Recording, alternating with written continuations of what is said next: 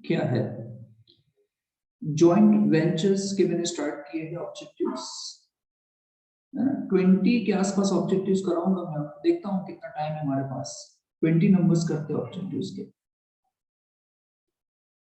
M and N enter into a joint venture where M supply goods worth rupees 6,000 and spends rupees 100 on various expenses and sells the entire for rupees 7,500, meeting selling expenses amounting to 200. Profit sharing ratio equal N remits to M the amount due. The amount of remittance will be.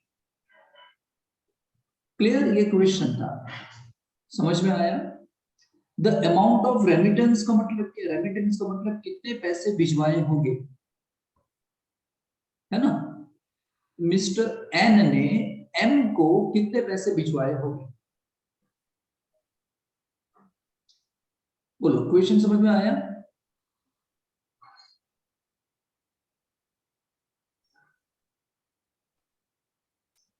बोलो, कितने पैसे खर्च किए थे? M supply goods worth rupees 6,000। ये goods किसने दिया? M ने दिया। एक्सपेंस हो गया, कहां जाएगा? जॉइंट वेंचर की डेबिट साइड जाएगा, यहां लिखेंगे 6,000। किसने दिया था गुड्स? एम ने दिया था ना, तो क्या लिखेंगे? AIIMS capital. यहां लिख देंगे हम, है ना, जॉइंट वेंचर, है ना, किसने दिया गुड्स? तो 6,000 यहां पे लिख देंगे। 100 रुपए उसने खर्च किए हैं एक्सपेंस के लिए, तो अगेन क्या लिखेंगे, है ना? किसने खर्च किए थे? एम ने, तो एम्स की कैपिटल। 100 रुपए खर्च किए हैं, यहां पे आ जाएंगे 100 रुपए, जॉइंट वेंचर। एम ने सेल कर दिया फॉर 7,500। किसने सेल किया? एन ने, तो इनकम हो गई 7,500। और बोला नहीं है कि ये पैसे बैंक में गए हैं, नहीं नहीं, ऐसा नहीं बोला है। मिस्टर एन ने सेल किया है, इसका मतलब ये कहां जाने वाला है? एन्स कैपिटल में जाएगा, तो यहां पे आ जाएगा 7,500। ठीक है। मीटिंग सेलिंग एक्सपेंसेस 200, तो 200 रुपए सेलिंग एक्सपेंसेस हुए, तो यहां लिखेंगे किसने निकाले? एन ने निकाले, तो एन्स कैपिटल 200, यहां आ जाएगा 200। बोलो, क्लियर इतना? अब हम ढूंढेंगे उसका प्रॉफिट। 7,500 7,500, बताओ डिफरेंस कितना आया? बोलो।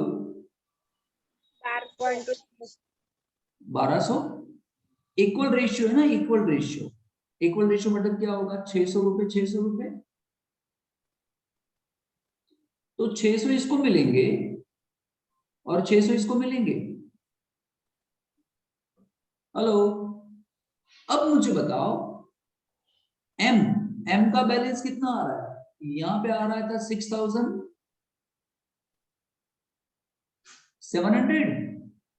हेलो, और यही 6,700 आपको एम को पे कर देना पड़ेगा।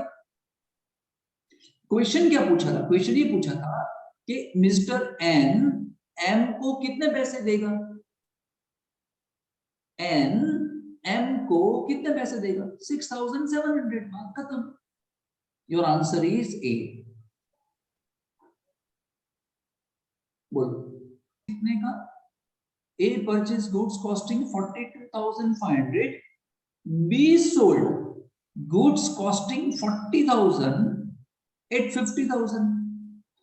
Balance goods were taken over by A at the same gross profit percentage as in the case of sale.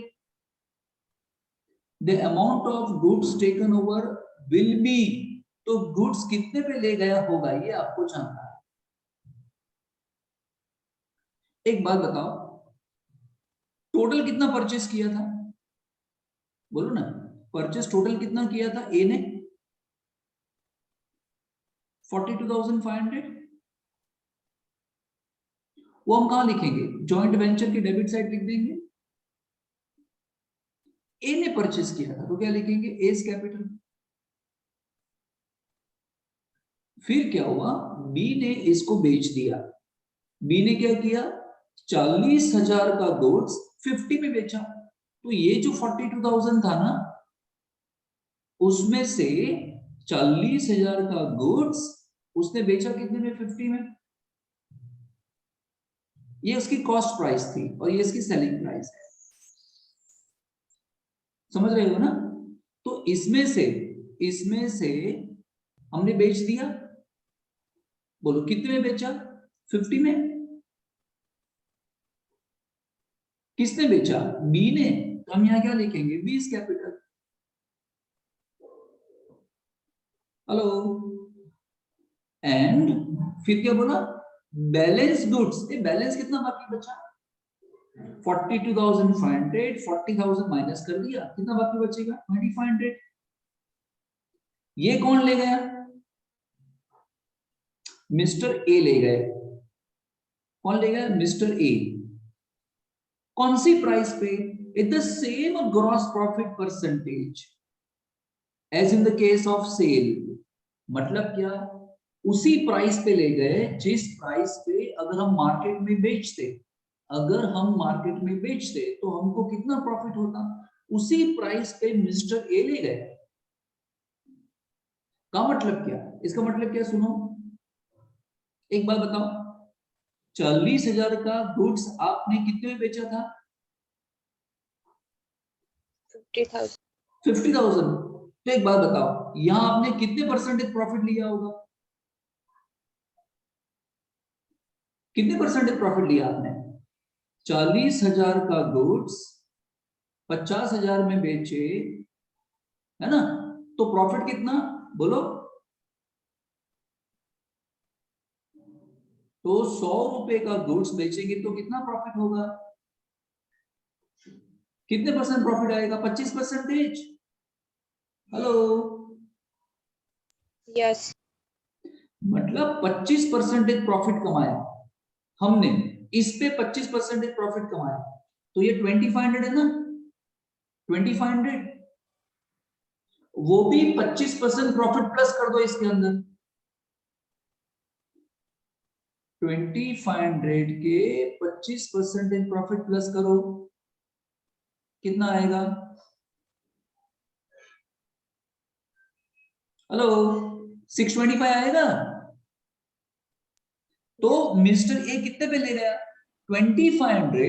Mister A कितने पे ले गया होगा? 2,500 रुपए तो कॉस्ट प्राइस हुई। एंड प्लस प्रॉफिट कितना? मतलब वो कितने पे ले जाएगा? 3,125। समझ में आया?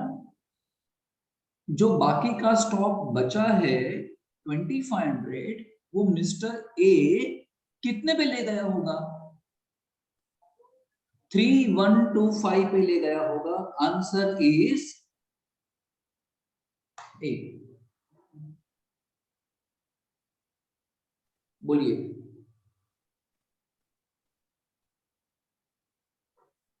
है ना?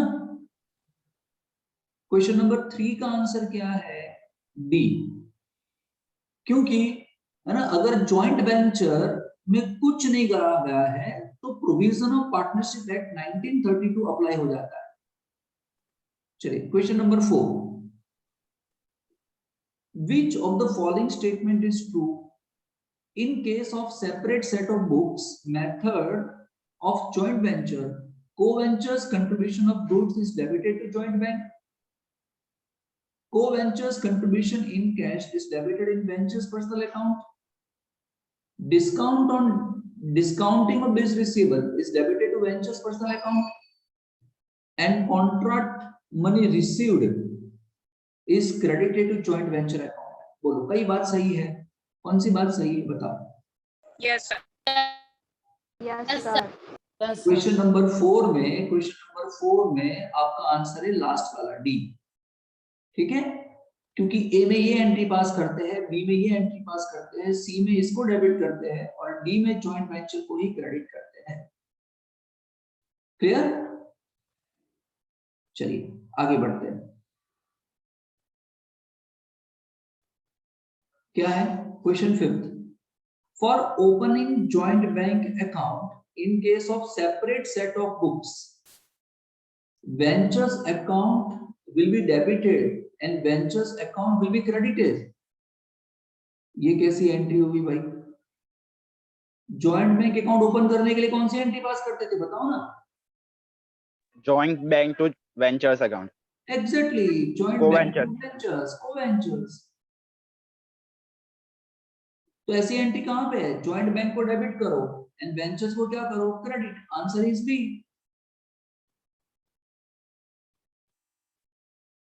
For purchase of plant from joint bank, अगर आप प्लांट परचेज करते हो जॉइंट बैंक में से तो एंट्री कौन सी पास करते थे हम प्लांट परचेज करने की? बैंक में से। Machine purchase by joint bank, जल्दी बोलो।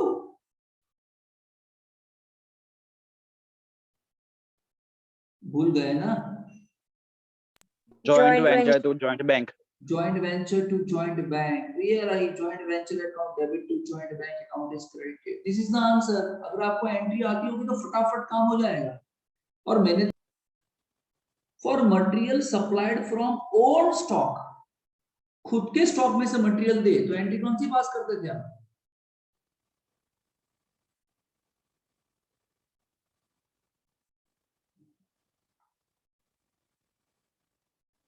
Joint venture to co-venture. Hello,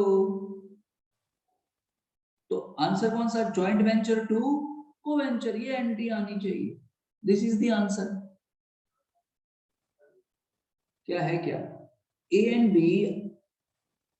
and B are enter into joint venture to underwrite the shares of K Limited. K Limited make an equity issue of 1 lakh equity shares of 10 each. 80% of the issue are subscribed by the party. The profit sharing ratio 1:2 between A and B is 3:2. The balance shares not subscribed by the public purchased by A and B in the profit sharing ratio. How many shares to be purchased by A? एक बात बताओ, कोई company है, वो company क्या करना चाहती है? अपने शेयर्स, अपने कंपनी के शेयर्स पब्लिक को ऑफर करना चाहती है। कितने शेयर ऑफर करना चाहती है पब्लिक को? 10,000। कितने बताओ? इस 10,000 में से कितने शेयर्स पब्लिक ने खरीद लिए? बोलो ना। 8,000। देखो लिखा है 80% purchase by the party. Party मतलब पब्लिक। हाँ, पब्लिक की बात कर रहे हैं। बोलो 1 लाख। ओके ओके, तो 80% कितना होगा? 80,000 होगा। ये 80,000 शेयर किसने खरीद लिए बताओ? पब्लिक ने। पब्लिक ने। कितने बाकी बचे बताओ? 20,000। ये बैलेंस बचे 20,000। अब ये 20,000 कौन खरीद रहा है? The balance shares not subscribed by public purchased bye A and B in the profit sharing ratio. मतलब ये कौन खरीद रहा है? A and B खरीद रहा है। कौन से रेशियो में? Profit sharing ratio. बताओ प्रॉफिट शेयरिंग रेशियो कितना है? 3:2। 3:2। तो 3/5 and 2/5, तो 20,000 into 3/5 कितना आएगा? 12,000। तो A कितने शेयर खरीदेगा? 12,000। So the answer is C.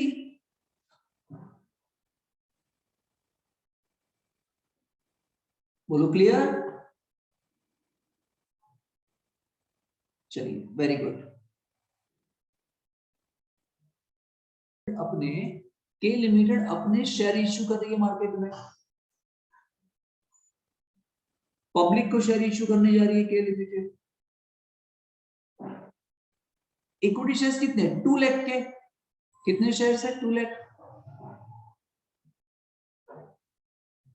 80% of the shares underwritten by the venture।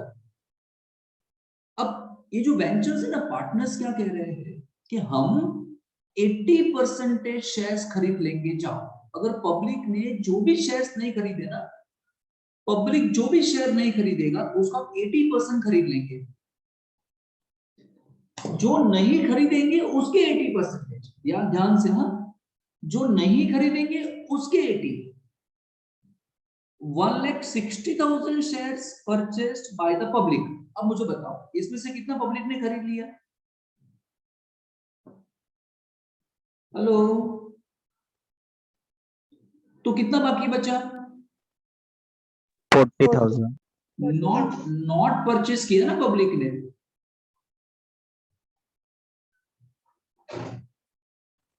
अब बताओ इसमें क्या होगा? जो पब्लिक नहीं खरीदती है ना उसके 80% खरीदेंगे, तो ये नहीं खरीदे उसके 80%, इसके 80%, यानी कितने? 42,000।